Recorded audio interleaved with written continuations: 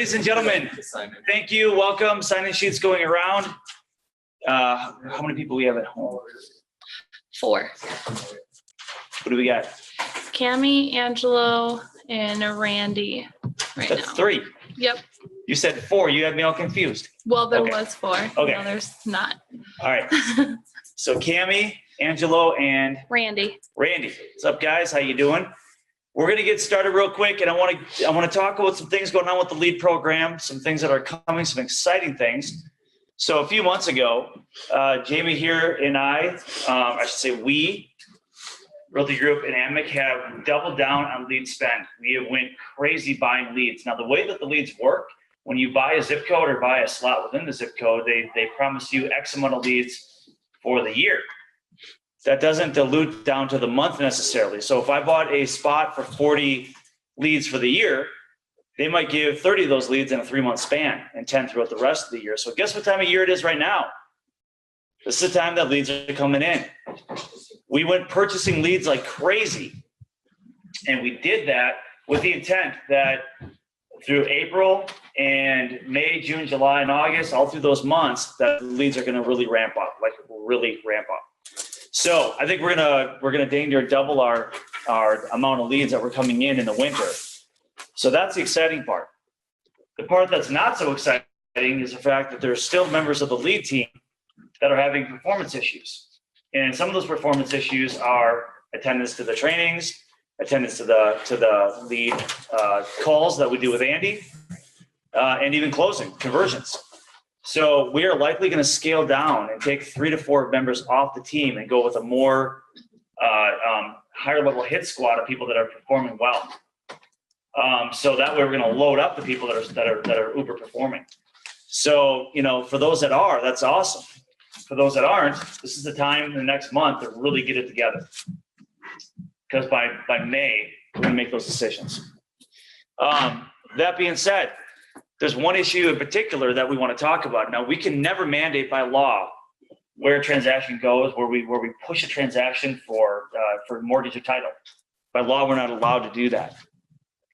But we need to have the conversation of this LEAD program and how the funds come in. We are spending it right now, $15,000 a month in leads.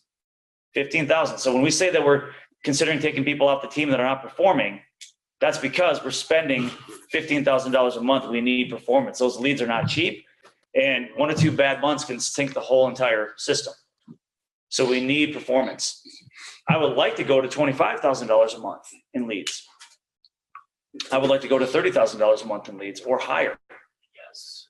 But to do that, what we need to do is we need to make sure that everybody's on the same page about how the process works, that the attendance is good to our trainings, the attendance is good to the meetings, and that you guys are supporting the financial partners involved. Now, when we talk about supporting the financial partners involved, I don't know, Jamie might love kicking out thousands upon thousands of dollars out of the goodness of his heart every single month, just to have our agents go, oh, I'm gonna refer this to somebody else. Now, you put yourself in Jamie's shoes, think about how long you would do that. Probably not long. Okay.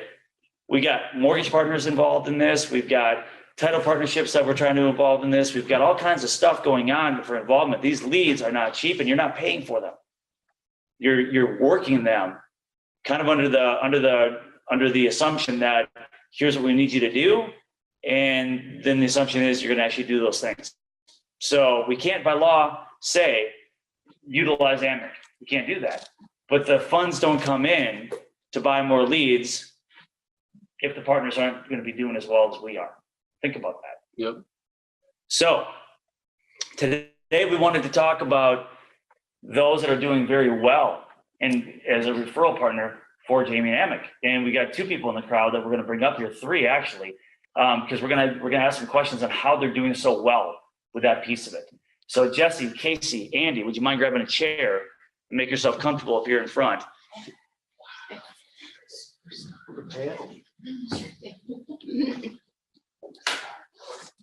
Guys, the vision we have with this is to more than double our lead volume. I would love to have 500 plus leads a month in here for you guys. We just need your help and participation with it. So we're not going to talk only about mortgage conversion, by the way. That's not the whole topic here. We're going to do other stuff too, but we're going to start out with this. So, Jamie, did you want to ask any particular questions first, or do you want me to go? I go ahead and then I can add. Gotcha. In other words, you're afraid to talk publicly. I get it. It's fine. Add very. Yeah. Okay. I talk too much. Okay, so the reason these guys are up here, because time and time again, over and over again, these two are among the highest converters that are getting the most done in the LEAD program in terms of amount of closings, and also they're the top converters getting things to Amex. So there's two metrics there to pay attention to. What are they doing so well? And heck, we could have Banning up here too for doing the most success with the higher end stuff. Every time we give him something over 300,000, he closes it. Bruce over here is a master of the long game. The guy's closed things from like 18 months ago. Tiffany did one too. So we've all got success stories here. But I want to talk in terms of two metrics. Number one, let's start with mortgage. So let's start with Andy. Andy, when you're getting the phone call and you're setting that appointment, does financing ever come up? Oh yeah. Good. And when it does, what is your technique, or what are you doing in order to secure an opportunity for Jamie to make sure he gets involved? Well, first, I'll just kind of ask them too if they've talked with anybody in regards to the financing and kind of who they've done that with, if they're pre-approved, if they've talked about getting other opinions, because certainly a lot of different programs out there, and it never hurts them to explore those options, especially with a big purchase like that. And then we talked a little bit too about the new program, about kind of the fully underwritten type of deal, especially in this type of market. So just kind of throwing it out there and say, hey, we have some options for you to talk with. It never hurts to get some ideas, definitely on rates and different programs, especially if you're first time home buyers. And they're a lot of times always open to it. So here's what I attribute to where the disconnect is. Now, Andy right here hasn't met these people face to face, has no relationship with them, but he's not assuming that he's going to scare people away by having the conversation. I think we have a core belief that we're going to tank a deal if we talk about this issue. We don't want to rock the boat. We don't want to upset the apple cart, so we just let it be, and they're going to bring in their own lender. Has anybody ever seen the result of somebody bringing in their own lender? Ever hear the term dumpster fire? Because that's usually what it turns into. Okay. Yeah. But I also want to point this very important fact to you guys. When they bring in their own lender, you know who that lender knows? Somebody else. Somebody other than you. Mm-hmm. Yep. There's a direct correlation why these guys are doing better than allowing somebody else to bring the lender in. Why people are going dark on others and not so much on them. I know there's a correlation between the fact that they're controlling the transaction from start to finish, and some other lender didn't get in and go, oh, you met that person on Realtor.com? No, I got a great relationship with Tiffany Greener. I've worked with her for years. Since you trust me, trust my realtor. You don't know this other person. That's what you're trying to defeat. Mm-hmm. There is a direct correlation of why these guys are getting a higher conversion rate and more closings when they're controlling the financing from start to finish. Guarantee you that. Yep. Okay, next thing I'd like to ask is Casey. After Andy's had the initial conversation, set the appointment, you meet them. How are you introducing financing into the conversation? I do that at our first appointment. And I just bring up, a lot of my clients are first-time home buyers. So I bring it up right at the first property, do you have a lender? Do you need help with a lender? And then I bring up Jamie. I work with a guy and, he'll work with you well. If you can get past the slur in his voice by 12 o'clock in the afternoon. And I have him reach out. I don't have him. Always got the spot. Right, okay, so that's a key fact. Did you guys hear that? Yeah. This is a key fact. What we see is, here, let me give you Jamie's number. Go ahead and call him. What Casey's doing, I want to make sure this is driven home, is I'm going to have Jamie call you. Yep. You see the difference there? The success rate on that is 100% different than if you just leave it up to them to call. I'm going to have my lender call you. Now let's talk about the benefit of that call, right? What Casey's doing is bringing up financing. Can I have Jamie call you? What is the benefit of that? What are we presenting to the buyer at that point? There's a few different things we can do, and that's what I'm going to talk to Jesse about real quick. Is what benefits are you explaining possibly if you talk to my guy versus yours? Yeah, kind of like Casey, you know, I don't bring up financing until we're outside after me showing the property. And we started talking. I don't bring anything with financial, nothing. I want to make them comfortable because I don't want to bombard them with, you're only pre-approved, you know. Right. Go outside and then we start talking. And then at that point, I'll ask, you know, okay, are you working with anyone on the financing side? And if they say yes, great, that's awesome. Who are you working with? Okay.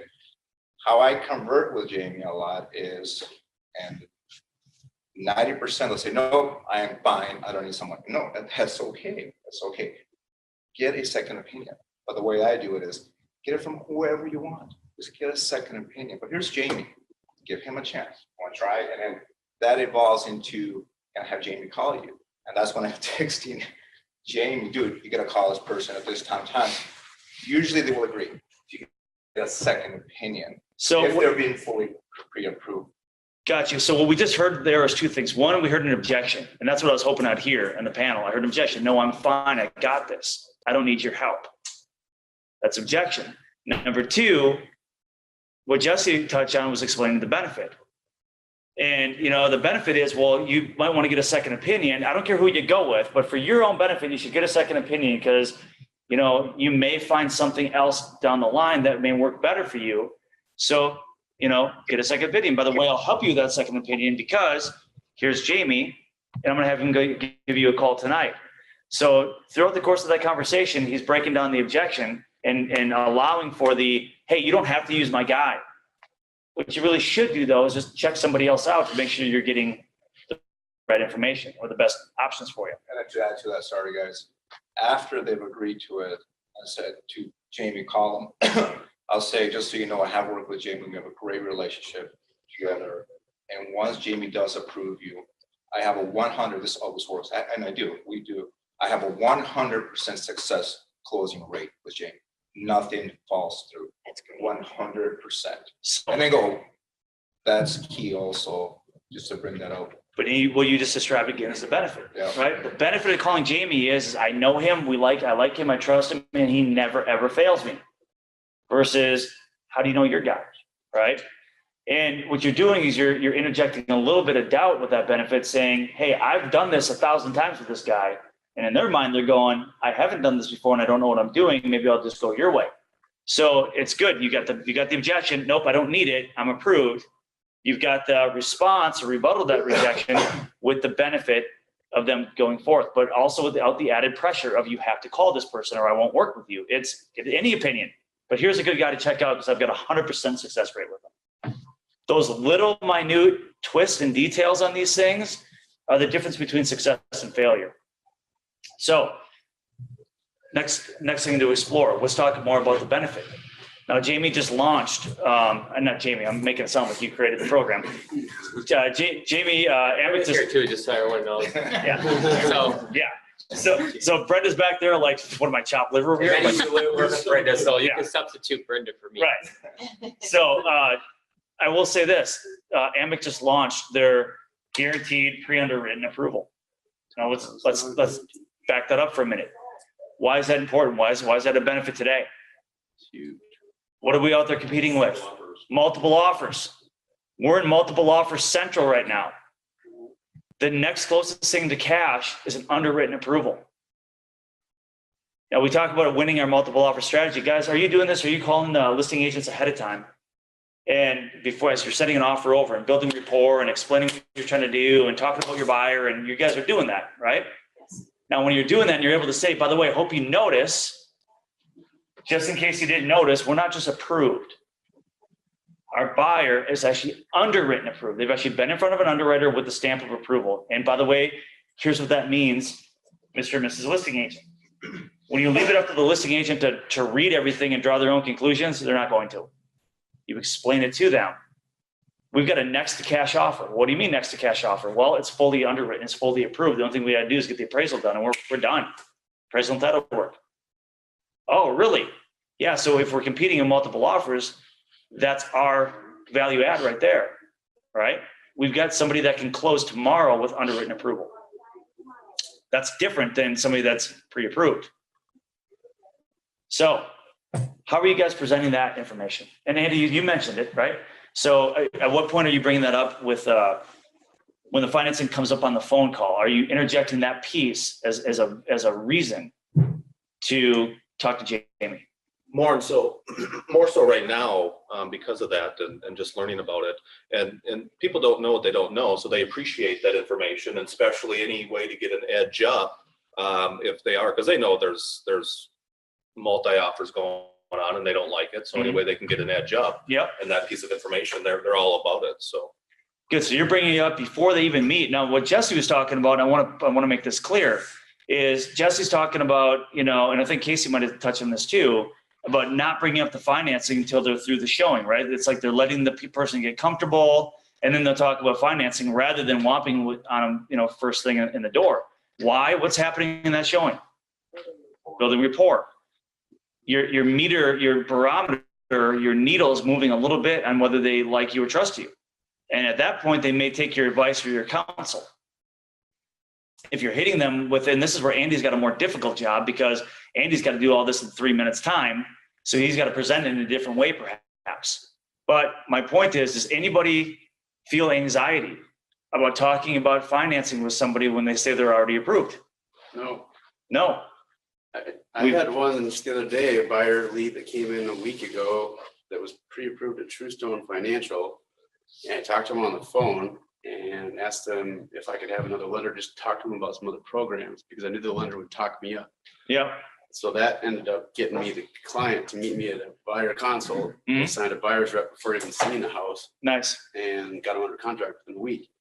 So I think having that lender partner that's really going to talk you up every time is always going to benefit you when you walk in the door. So I'm not scared to say it up front, but I'm not pushy about it. I just So- say, hey, would you mind if I had a lender call you? Because I know that lender's going to talk me up.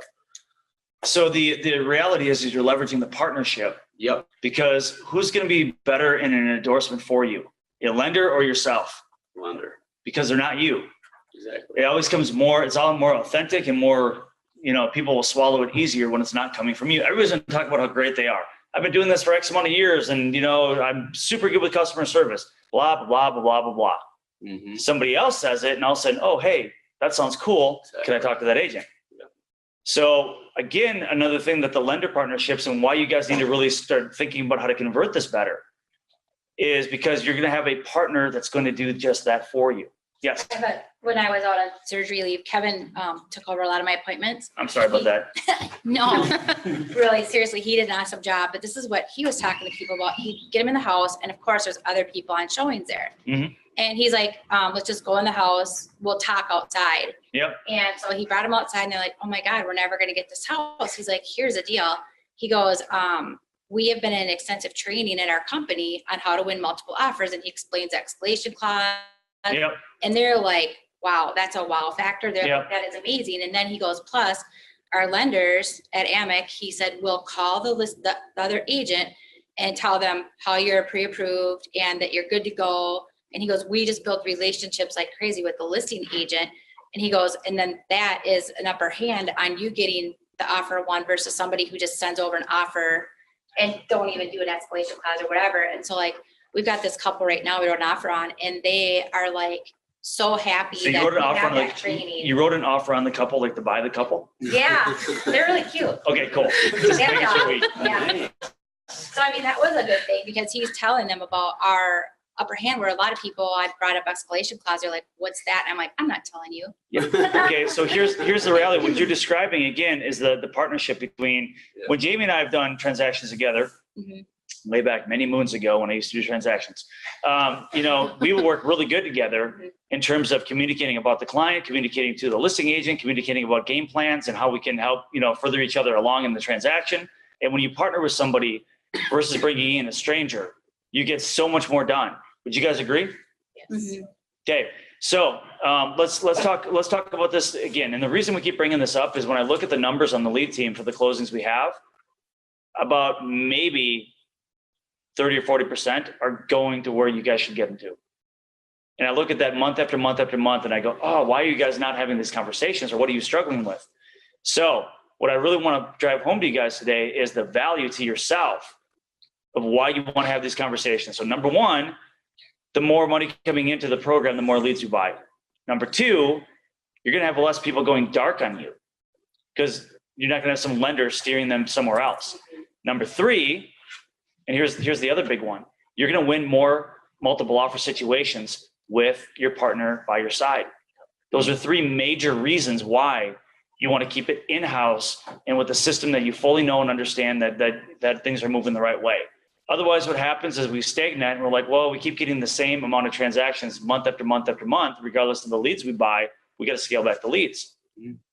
So we want to ramp this up. I mean, I'm sure these guys who are doing tons of leads, Jesse, and Casey were neck and neck last year for a top lead converter. And this year, Casey said that she's going to kick the crap out of Jesse. She told me 5 minutes before this thing that's going to happen. But She's been stalking. she has. I think she has. She's got a notebook. Calling your CRM, right? So what I'd love to see you guys do this year is really set that goal high. If you're going to be doing, from last year, if you did X amount, push yourself to try to double your lead business. And I'll tell you why. Because you're going to grow your database. And that's the next thing I want to talk to you guys about is repeat business. Okay. So Jesse, are you falling in now that you've gotten this lead thing going? Are you falling into repeat and referral business from your leads yet? Yep, I'm getting more referrals, which is kind of nice. It does help, even though with the lead system, it will create long-term referrals. So for instance, now I just got, I got to tell Andy, I got an offer accepted today, and that lady literally almost cried. She's a single mom with 3 kids. She goes, "Thank you. I never thought I would find a house." She says, "Here are my 2 best friends, one listing and one buy side." Nice. It's Nice. crazy. Nice. So I'm meeting on the listing side in Maple Grove, and then she's buying another property, and then she's got another, actually three deals from that one lady. So Nice. it does pay off, guys. It So you does, guys gotta work your asses off and freaking it will pay off. It will. Absolutely. I mean, this is really, it's not just about that one lead. It's about furthering your database and getting more of a self-sustaining book of business that you don't have to grind it out all the time. Casey, so, you've been doing super good with the leads, both on Pinnacle and with Realty Group. What would you say your takeaway is from those leads in terms of furthering your business and making that grow? Are you starting to, get referral business and repeat business, or is that not hit for you yet? Oh, no, I am. I actually got it right away, and it's, a lot of first-time home buyers, a lot of people on Realtor.com that don't realize that they can buy a house and they're Right. just clicking and they don't think they can do it. You go out, you partner with Jamie, and they find out that, they can buy a house and you made their dreams come true. They say, "Here are all my friends, my relatives, my son, my daughter, whoever, can you please help them out too?" Now, keep in mind, you guys have your own contact list, right? You have your sphere of influence, your contacts. You know who else has that? Every one of your leads. Every one of your leads has a contact list like you do. Your job, just like Facebook, when you start with one friend and you get 2 friends and 3 friends, and pretty soon you're having access to their friends and you're friending their friends. And the network grows. The network grows. Your job is to figure out how to get involved with their network. Okay, that's what the lead program is going to allow you to do. Because when it's sphere of influence and you all seem to know the same people, that's not as beneficial in terms of growing that. For almost free, you can grow your brand and your network through other people's contacts. So, Andy, outside of financing, anything else you're attributing to higher lead conversion, for these guys, because you work closely with them?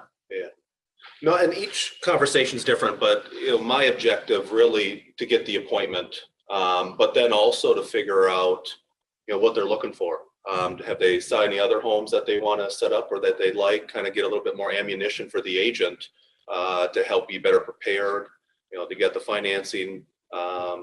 And then just kind of to their timeline. When are they looking to want to buy by? What's their ultimate goal? Are they renting now?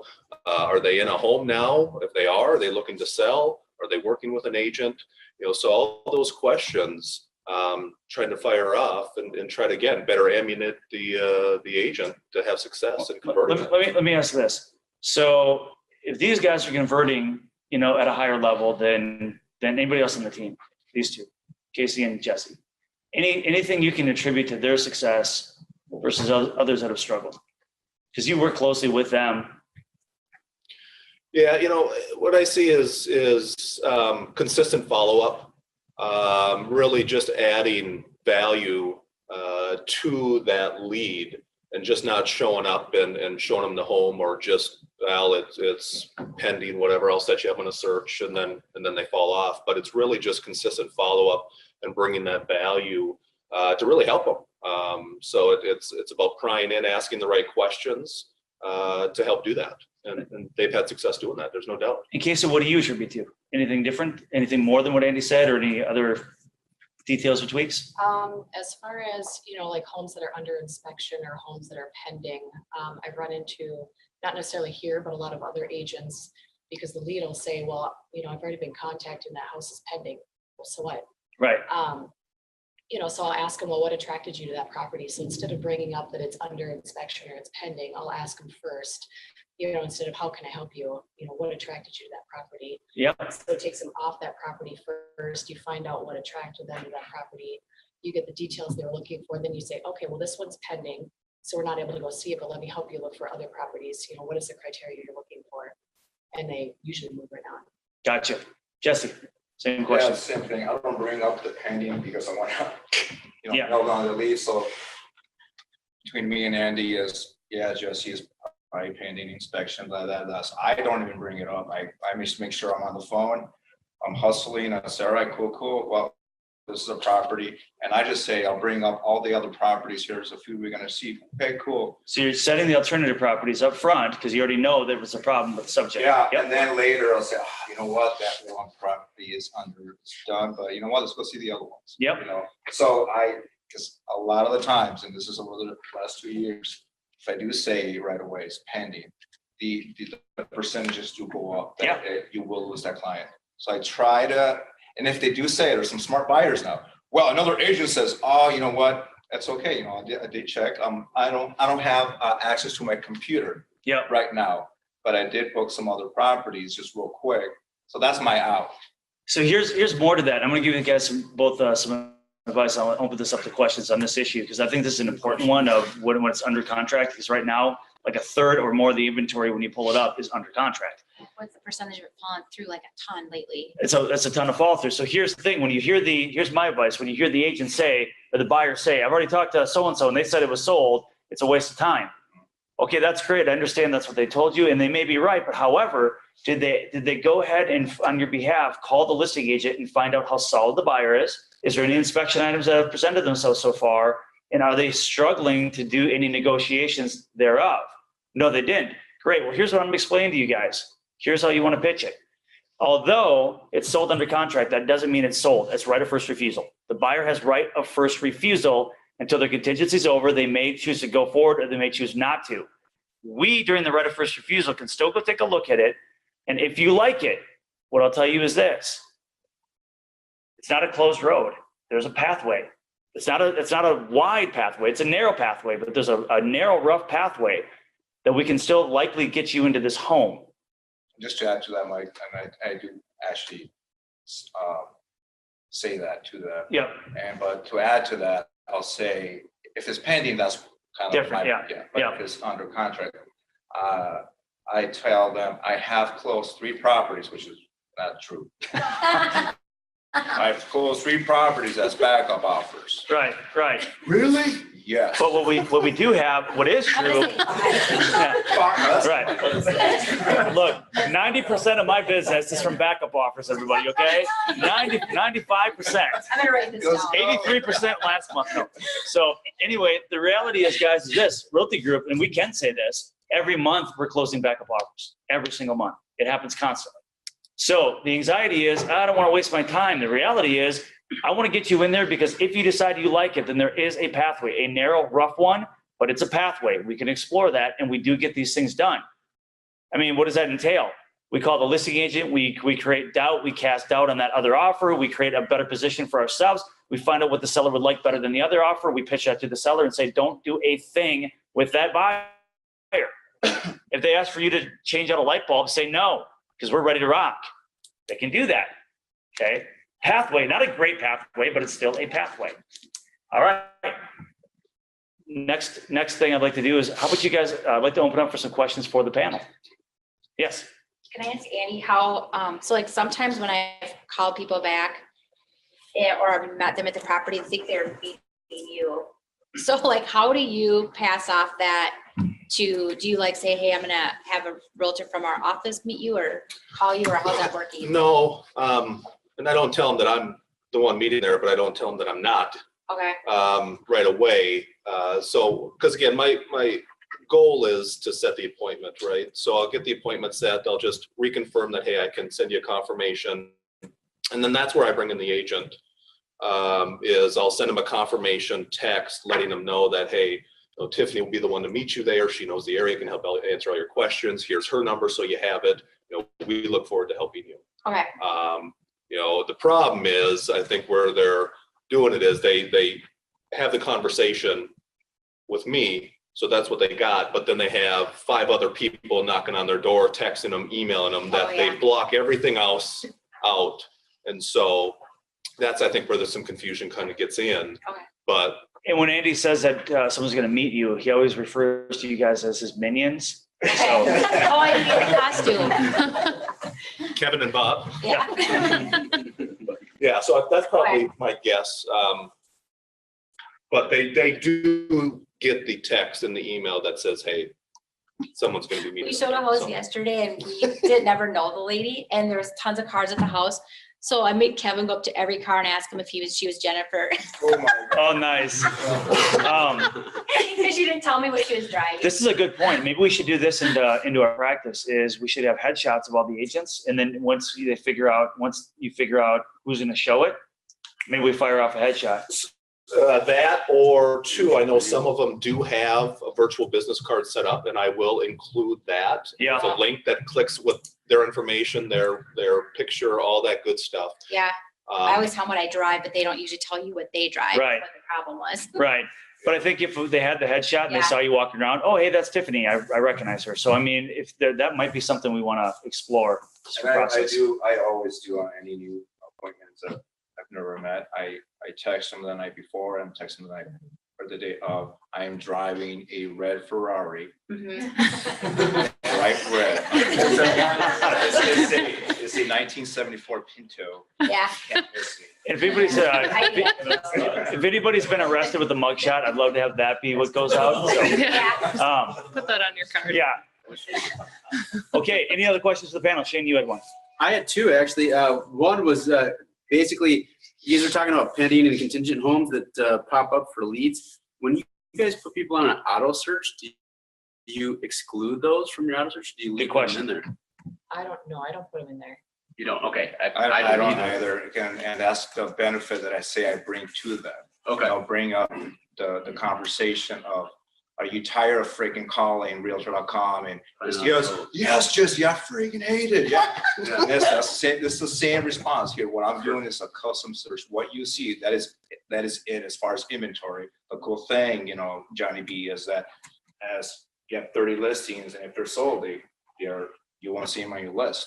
What, for real? And I'll bring up the topic is at Realtor.com and all those third-party sites, but you have to bring up the other third-party sites. Don't focus on Realtor.com because They're on I the- had this happen Zillow, before. yeah. Well, you said Realtor.com, Jesse. No, there's Zillow, there's Trulia, there's others. So bring up all the third-party sites. Those guys are always behind. Us, the Board of Realtors, Minnesota Board of Realtors, they take all of their data from us. They're always behind. What you get from us is up to the minute live data, and it's like, ooh, wow. And do you think getting the inside track, the inside scoop, is that something people want? Real time, accurate information that has no delay. When portal leads take 24 to 48 hours to update, that property can already be gone. Yeah. Okay. And not to mention, they don't all update. There's still things on Zillow that sold 2 years ago. Yeah, 5, right? So that's what Jesse's talking about, is the value proposition. Now, in lead conversion, we always talk about this. This is the rhythm. Explain what you're asking them to do, but then explain the benefit. Yeah. If you don't explain the benefit, they don't care about what you're telling them. If they don't know the benefit of why talk to Jamie, they don't want to talk to Jamie. If they don't know the benefit of an MLS search versus Realtor.com, they don't care to hear it. Exactly. When you're able to say to them, I'm gonna go ahead, the way you've been searching, yes, you called in this house, and I'm sorry to tell you, yes, it has been pending, it's been sold, they're gonna close in a week. But here's the thing, this is still a win for you because you called in, and I'm going to go ahead and correct the way that you're searching for property. I'm going to make sure this never happens to you again. And when you say that to them, what do you mean? Well, you're calling on Realtor.com. Have you called on Zillow? Have you called on Trulia? Yeah, I've called on all those places. I'm searching everywhere. Great. We're going to consolidate your search, and we're going to go from the place that those people pull from. We're going from the master brain, the actual hub of where all that info comes from. I'm giving you access to that system because you can't have it without me. Only us realtors have access to it. And when I give you access to it, I'm going to make sure that those properties that you're describing to me right now are coming to you in real time. When something falls into your price range and gets reduced or gets did day one in real time, you have notification, and guess who else does? I do. Now we have two sets of eyes on it. Every day I check 2 or 3 times to make sure that I'm aware of what's going on with the buyer searches. And I will, if you don't see it, I will be calling you to make sure you see it. Is that a reason to follow up? What do we get in this industry? Follow up. I just gave you a reason to follow up, one that they want. Yes. I also add on to that now, knowing that these people are on Realtor.com and Zillow, that I asked them, are you tired of all the phone calls? Yeah. And they said, yeah, they're swamping me, it's killing me. I'm here to save the day for you. Yep. This is the end of it. Yeah, you know, after I tell them about the search. Yep. I'm gonna end it today for you. This is all you need from this point on. Yep.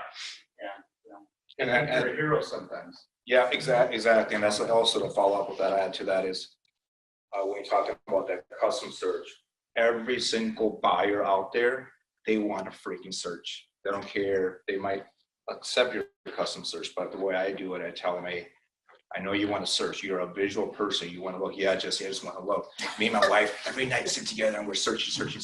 I said, that's fine. But here's what I want you to do to add to that is text message me the addresses, because you are going to get bombarded by agents. Yes, you're right. Text just any addresses, any pretty pictures you see.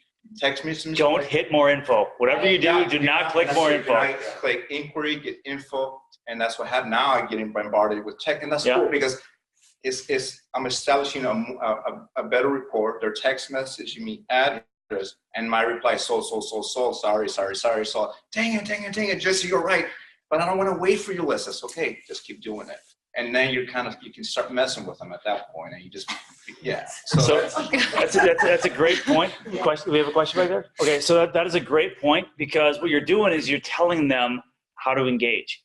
You're telling them what they're supposed to do. Because if you don't tell them, they do all the wrong things. Go into open houses, call other agents, knock on the wrong doors. They do the wrong things until you tell them what to do.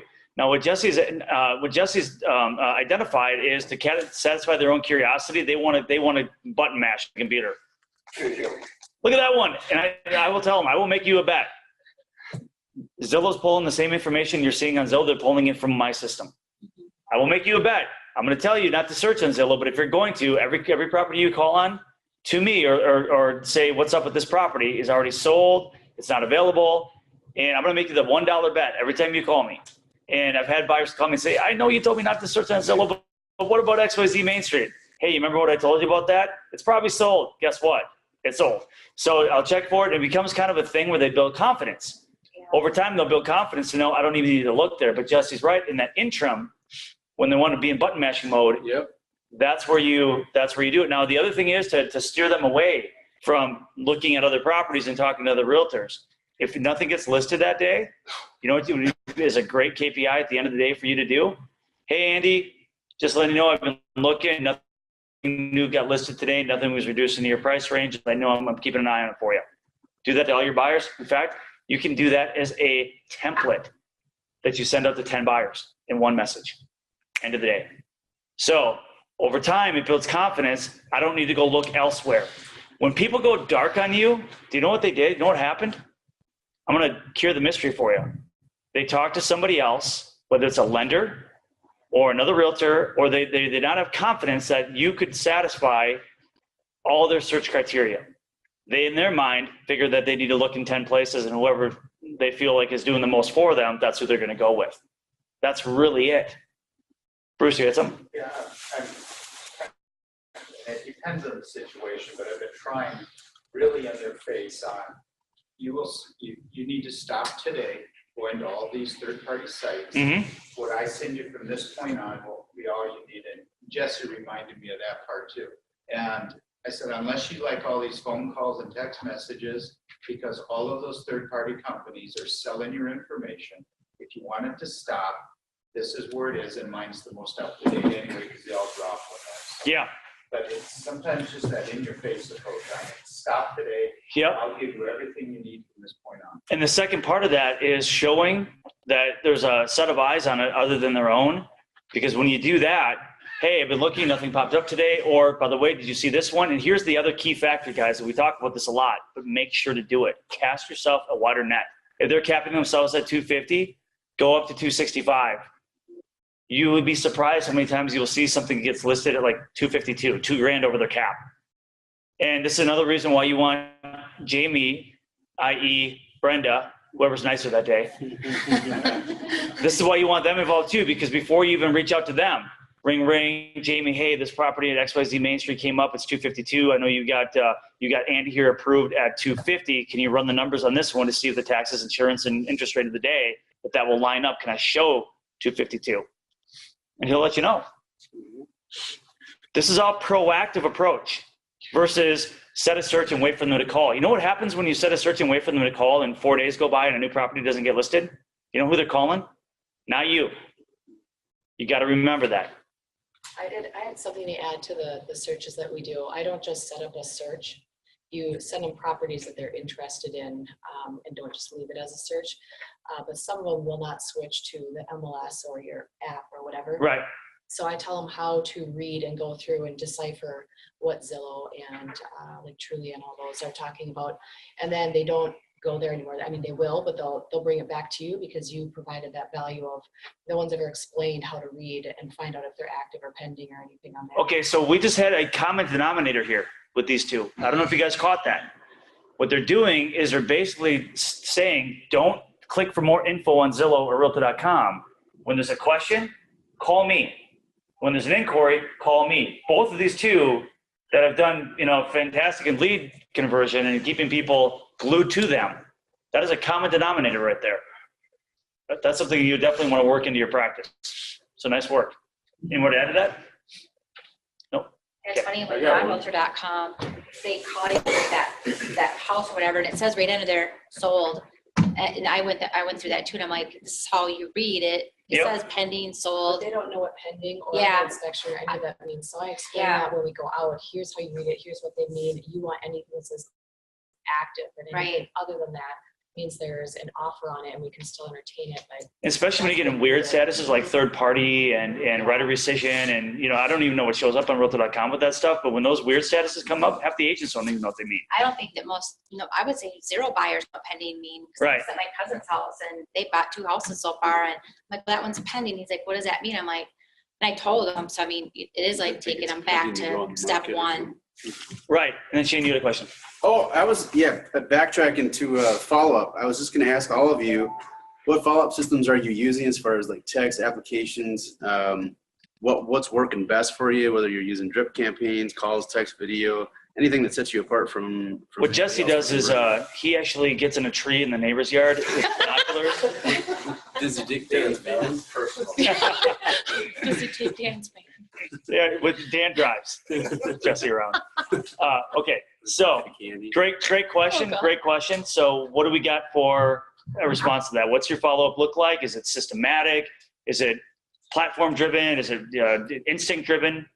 What do you got? I ask with the client how they like to be followed up. So if they don't text, I'm not going to text them. But yeah, I follow up after we've seen a property. I send an email. Thank you for meeting with me.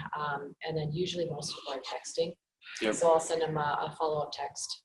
And then you continue and you send them properties. But when you're at the property, you either set up another appointment or you write an offer. So there's always something you're going to do and you've already set it up again. Are you managing those follow-ups through Sync, or are you using a different? No, I use Sync. You do. Okay. Jesse, I don't do I'm sorry. campaigns. Yeah, I was just that's what I was. if you ever looked at the sync trip campaigns, I would never use those anyway, ever. Jesse. Yeah, I do a personal phone call at least once a week. I have to, because especially with the inventory the way it is, especially now, there ain't nothing out there for like 100, especially if you have a lot of those under 200 buyers. Yeah. I have to do a follow-up call just to reassure them. And it's always, hey guys, just there's nothing out there. And then it's okay, more will come up. And and I've had it on the phone. Hey, I just got one, Jesse. Yeah. I told you guys, Right. come up. And I just keep repeating, have faith, guys, have faith on me. I will find you a home. It's bad out there. And I just do this every week. Plus the text, the occasional text, and they're still getting the custom search emails, but I do make a phone call. For sure, if they've not heard from them, you have to call them. So Shane, one thing when you're talking about how to automate some of this stuff, if you're going to take your buyer pool and say you got 8 buyers you're working with, right? You load those people into either a slide dial or slide broadcast campaign. And at the end of the day, if you're going to do, they call it Monday and Thursday follow-ups, for those that nothing new can happen, you're going to take that pool and say, well, out of my 2 things happen for, one for 2 different people. So I'm going to remove them, but I'm going to send the same slide dial voice message of, hey, this is Shane. Just letting you know, in the last few days, nothing new has happened. I want you to know I've been looking for you every single day. I'm going to continue to do so. Let me know if you see anything, and done. But that way you're hitting 6 to 8 people at a time without having to dial and have 20-minute conversations. Sure. Anybody else on that? I got something Yeah. for you, Mike, when you're done. Yeah, go for it. So, Oh, he's getting serious here. yeah. Well, I mean, obviously, we're all in this together a lot of times, and other parts besides just lending are affected by this. Do any of you get referrals from your insurance companies? Does anybody have insurance agents they're connected with? Where do you think the buyers get that information typically on who to use or recommend? Besides you. Oh, well, we got a referral from our insurance guy. That's my point. Yeah. And your insurance guy likes to make connections with you, and hopefully they can send you business down the road. But to return the favor to them, most buyers, who do they talk to when it comes to like insurance? Meaning that guy that I give him referrals all the time. That's right. And then So, I have him on a campaign, so he sees what we're doing. and what happens a lot of times, they ask us. Yeah. So I worked with. So what Jamie is saying is you're talking about 80 to 90% of the referrals to insurance companies come from lenders. Yeah, That's what he's getting at. So my point is, you have a strong role early on. You don't get to make the decision, but you have influence on where the direction of the offer goes and what partners are all involved. They listen to you because they built the trust, with you from the start. With us, once we've built the trust, they listen to us on when it comes to insurance, because I get to see the competitor's quote. And I can instantly take that to whatever partner you want to use or who you have a good relationship with and say, hey, here's what they've got. What can you do? What can you explain to this buyer that would be different with your? And by the way, you can find buying power in that, and Jamie and I have done this. 100%. So Premiums are astronomical for some companies, and they're almost half for others. Why? I'm not an insurance guy. That's another class that might be maybe. So Jamie and I did a deal back in 2014 that really tied on DTI. Found a house that the buyer really liked. They couldn't buy it because it was literally just over what they needed to be. Took it to Jason Gallus, whoever remembers Gallus, right? He beat the homeowners, the $100 quote from company X, Gallus beat by $20 a month. That $20 allowed that buyer to buy that house. $4,000. Yeah. In buying cars. So I mean, it does make a difference. So, and obviously there's not just me. Brenda's here. We've got Andy. I know many of you work with him as well. Justin's going to be a newer addition here in Apple Valley. So, my main point is obviously, my name gets thrown out there a lot. I'm always a good point of contact in case you can't reach one of them. But the goal is, we want to make sure a lot of these leads is time. Time is crucial. How many times have you and I talked 7 o'clock Saturday night trying to write an offer? You have to be able to connect. And if you can't connect with me or I can't connect with Brenda, there's always going to be a plan B. And, one of the things that I say to a lot of these leads, because again, everybody's pre-approved. They've already talked to somebody in most cases. So we don't expect you guys just to roll the red carpet and they're ready to sign with us. But all we ask is an opportunity.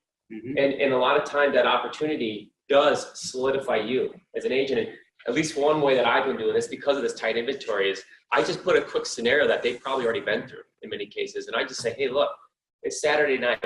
You want to write an offer on a property. Okay? Assuming you can get a hold of either the Wells Fargo or your Quicken Loans and get that letter, and assuming pricing's the same, my question for you is the seller's going to get 3 offers.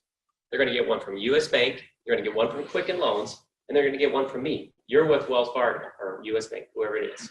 Okay, what have they done with you so far? We've gone through and got pre-approved. Great. It's exactly what you should do, right? At the very beginning, reassuring them that they did a good thing. The second offer is going to come in from somebody from Quicken Loans, just another big company that does a lot of online stuff. Then my offer is going to come in. And the seller's going to look at all three and they're going to see pre-approved, pre-approved. Wait, what's this? This is actually underwriter that is saying it's approved and there's a closing guarantee. Does anybody know what that means? A closing guarantee? What that's telling the seller, and this is what you need to make sure you can explain, is when you're making those phone calls, writing the offers, is we'll pay the seller money if we don't follow through. Okay, so that's why we send it to an underwriter. It's to strengthen the offer, but also to give the guarantee that if we screw up, they're actually going to make money in this whole transaction. They didn't just waste 30 days of their time. But when I explain that to buyers and I say, hey, which one do you think they're going to take? They're obviously going to go our way. So assuming my price is very competitive or similar to yours, what do you have to lose? If anything, you'll just have a plan B. In case you can't get a hold of Quicken or Wells Fargo Saturday night, I'll be your backup. So again, when you explain that in the right way, we're not trying to twist their arm and sell them anything. It's just giving them another solution because we see the situations more than they do. They maybe haven't experienced it yet. We do see this. And Jamie, you and I are constantly talking. And Jamie, let's talk about it from the other end of it, from the person having that initial conversation, most likely Andy or one of these guys, when you're pitching that program and explaining the benefit and value of that, what is usually the reaction of the buyer? Well, they're excited. They're excited. Andy, you agree? Oh, yeah. Yep. Jesse? Correct. Okay, when you're thinking to yourself, I don't want to rock the boat or disturb the apple cart. They said they're fine. Let's just not rock the boat. Let's just move forward. They get approval. That's fine with that. What we're hearing is they're excited that you're bringing what? Starts with a V. Value. Right. They're excited that you're actually bringing them value. Anybody can open a door. Anybody can answer a call from Realtor.com and say, yes, I'll show you the house, but can you provide value? That connection right here will. And what Jamie's talking about is on 7 o'clock on a Saturday night, we just had this at Jamie and I think you and Andy. Hunter. Me and Hunter was It was you and Hunter. Yeah, that's what it was. Just had this where the person had a approval letter from somebody. And of course, they were not able to get a hold of that person after business hours. Offer needed to be written at 7 or 8 o'clock at night. Jamie steps in, approves these people on the spot. And Hunter got the deal that night. I mean, that's a pretty powerful testament. So I ask all you guys, what's the hesitancy? That's what you got to think of. You got to reverse your way of thinking on this issue and start partnering with the team here. When you do that, more leads come in, more success for you guys, more referrals for you guys, more connections for you guys, more multiple offers won for you guys. There's literally not a loss. There's no drawback. Well, and it eliminates a lot of your time, meaning wasted time. You know how many times I see approvals and I just qualify for $250,000. The guy makes $12 an hour. He Look gets at me and say it $1,000. again. Look at me and say it again. I'll role play. Oh, gosh. So Jesse and I have one right now, and I'm like, look, go with the other guy if you want, but I'm just telling you right now, that's not going to happen. So because there's certain rules that are flexible, there are gray. Okay, lenders aren't all the same. You know, for the most part, a lot of the rules are the same, but we're not all 100%.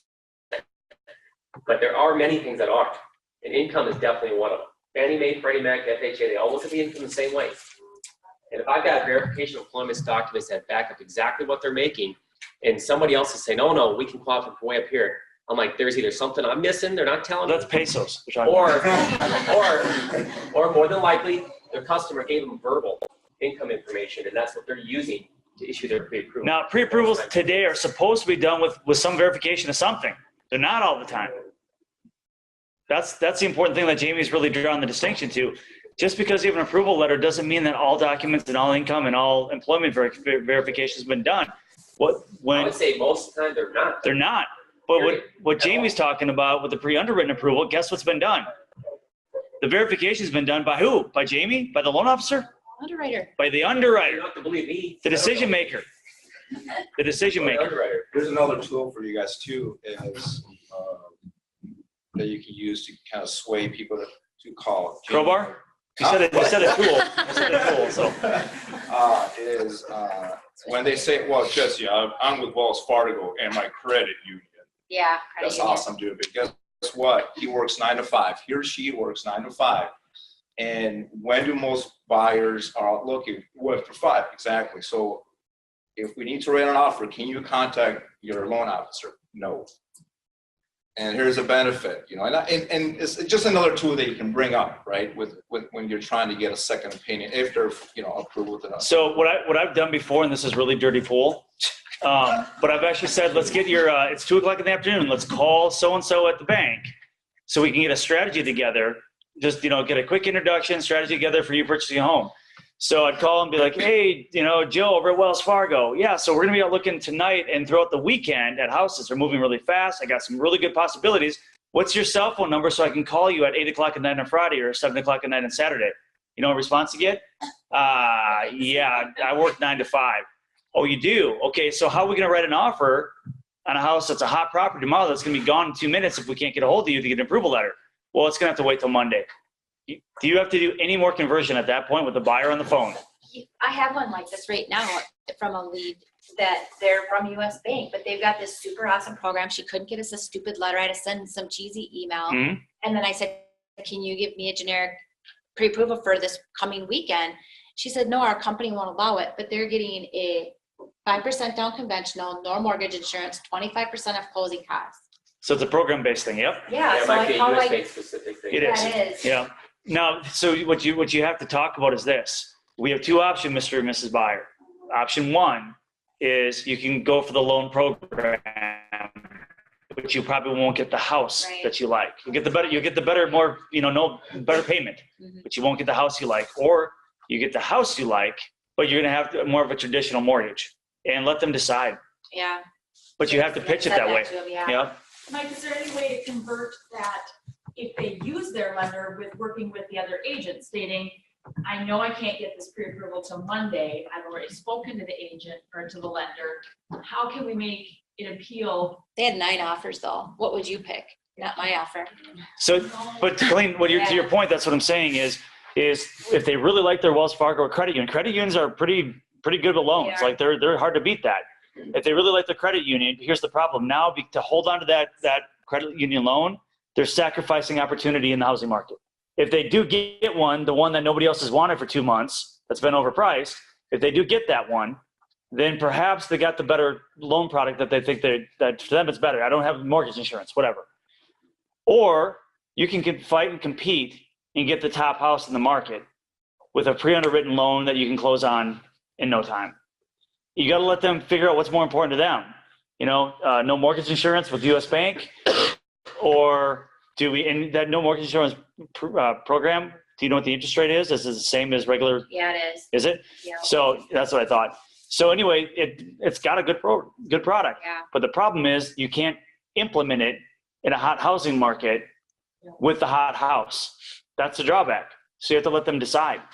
And Mike, I was going to add something to what Jamie does. Yep. I have him call in your multiple offers. I have him call the other listing agent because they don't know what the pre-underwritten, Correct. you know, they haven't heard of it, they don't know Right. what it is, and who, you know, they don't know who you are. Right. So I have him call. So Your here's the, price look amazing. Yeah. and here's the other thing to that, Casey.